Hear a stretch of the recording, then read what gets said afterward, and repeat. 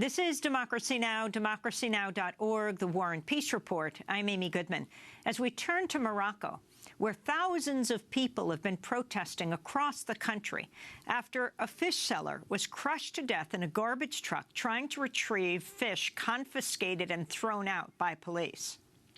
The video circulating online appears to show Mohsin Fikri jumping into the back of a dump truck, of a garbage truck, to rescue his swordfish before being crushed to death by its compactor.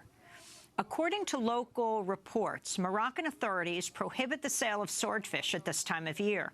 Activists have accused police officers of ordering garbage men to crush Fikri in the garbage truck. His death in the northern town of Al Hoceima has elicited widespread anger on social media and in the streets.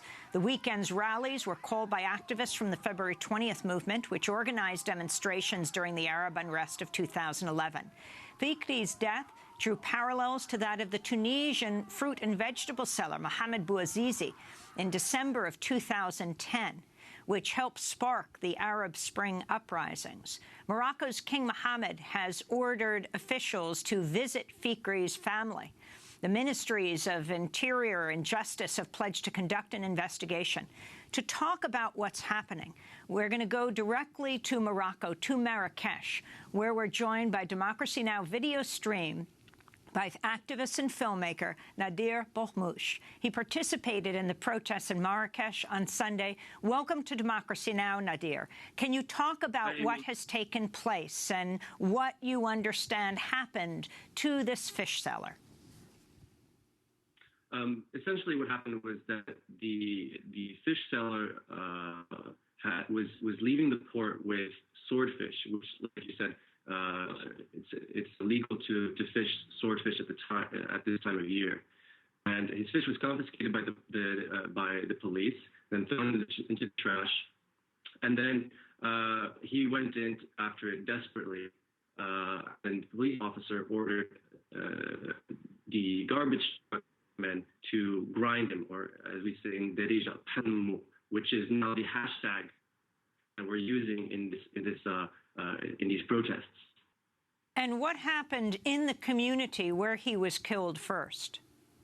People reacted immediately. Al Hoceima is in the Rif, and the Rif is known to react quite fast to these types of situations. It's not the first time that it's happened there. People were out on the streets. There were demonstrations throughout the city, eventually gathering in the center of the city. And then right after, people started calling for demonstrations elsewhere in the country.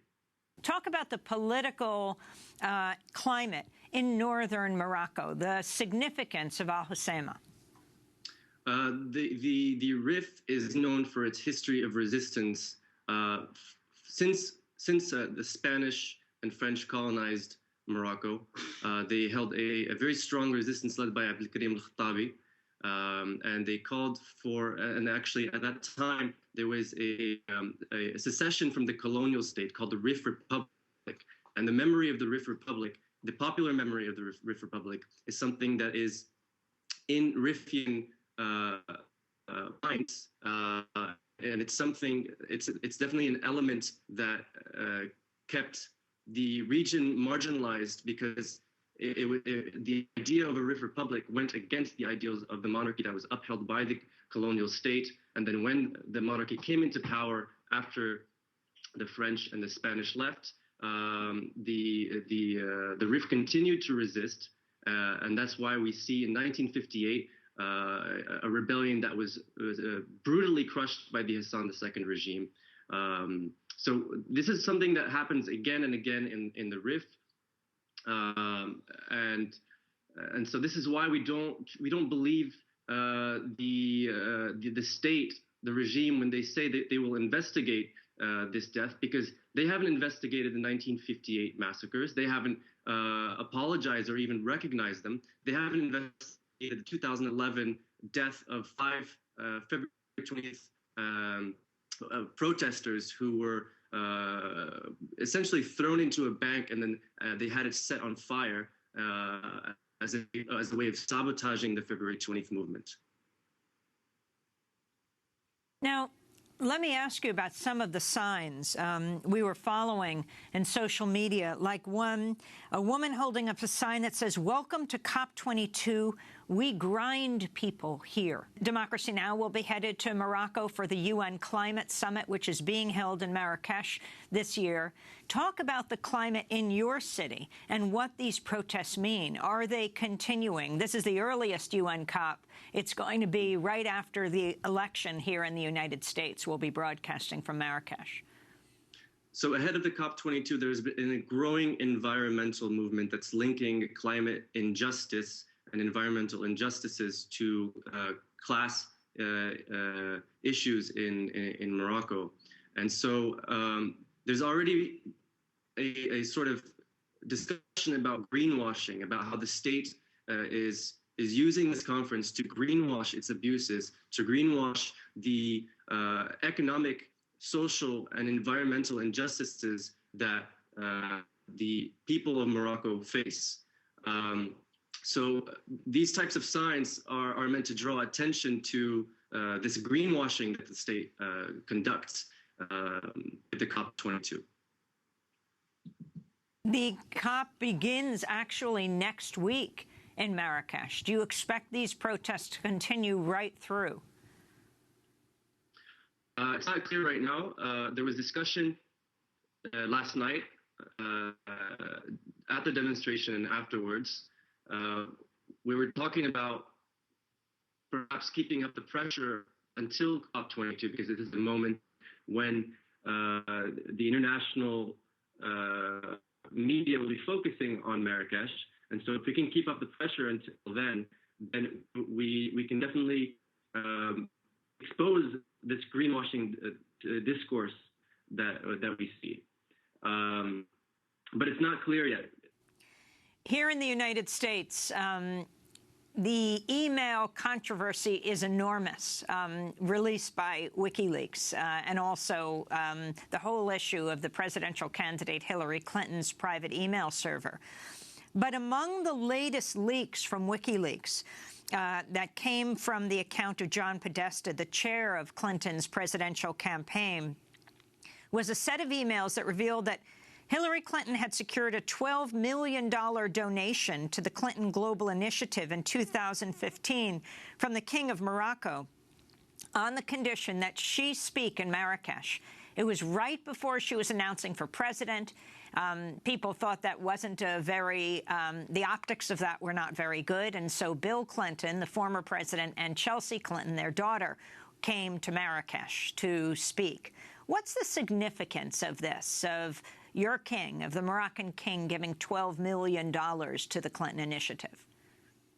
The significance is basically that he's trying to, an entire regime is trying to buy an image, create an image of democracy using figures, Western figures like Hillary Clinton, and who supposedly are politicians in a democratic state, but of course we know the United States is not very democratic.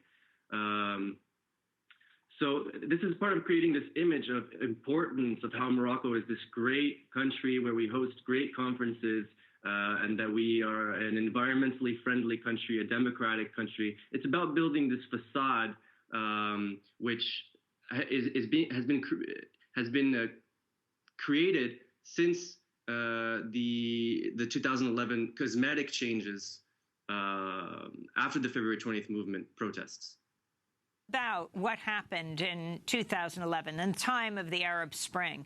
I mean, what has happened to the fish seller in Al Hoceima has been compared to Mohamed Bouazizi in Tunisia in December, so frustrated by authorities harassing him, taking his scales. He was selling fruit and vegetables, that he set himself on fire, which was very much the spark of the Tunisian revolution, which then led, of course, to what happened in Egypt.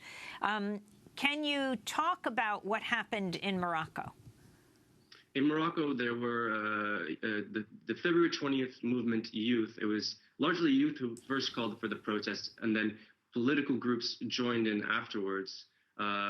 It was a very interesting moment in Moroccan history because we saw the unification of all sorts of political groups who are opposed to the regime. I mean, we're talking about from Islamists to communists, anarchists to liberals, et cetera, et cetera. So it was a very important moment. The king reacted by promising a constitution, and then eventually appointing a committee to draft the constitution. Of course, we wanted